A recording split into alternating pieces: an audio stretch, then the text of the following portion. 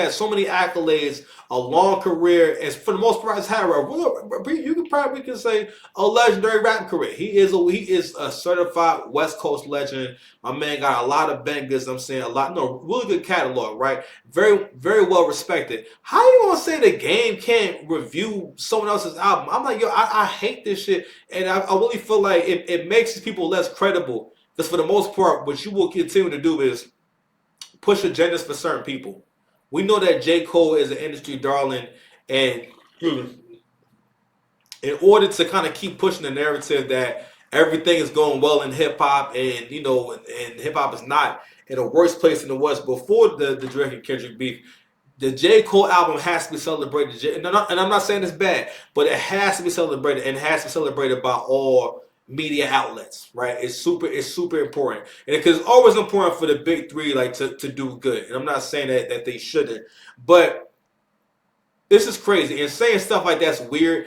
That whenever someone says something is weird, only really ghetto people say shit like that, and they only say it to stop you. It's like this shaming behavior. With like, all right, well, if you're doing something that I don't like, I'm gonna call it weird. Whether it doesn't have to actually be anything that's like peculiar or out the way or out of pocket. It's just, oh nah, you try to hold me accountable. That's weird. And I don't know. It's just like one of those like stallers. Anyway, let it play one second. Rapper to rapper, that's weird. Explain why. Well, I think there's a code with active art. What's up, everybody? Welcome back to Scores and Assists, where we break down the latest headline. And 7 out of 10 for Legacy. He loved Bronson Road Blues 10 out of 10, but then he gave his critics, made a nice little thing. He went track by track. Some of the tracks we liked, he absolutely did that. We talked about last episode. 2-6, he gave 5 out of 10. Safety, he gave 4 out of 10. Run the Train, he gave 8 out of 10. Poor Thing, 9 out of 10. 7 out of 10 for Legacy. He loved Bronson Road Blues 10 out of 10, but then he gave these criticisms like drum and bass only 6 out of 10. Some of the tracks he said were too long. Then he was getting like rapperly, like the tone and cadence was off. The this was that. I just thought it was really interesting.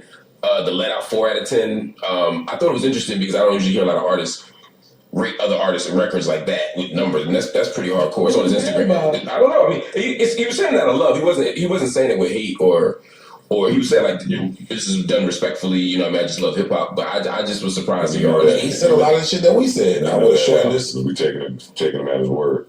Of course, always out of love. Yeah, he's on the list of people we have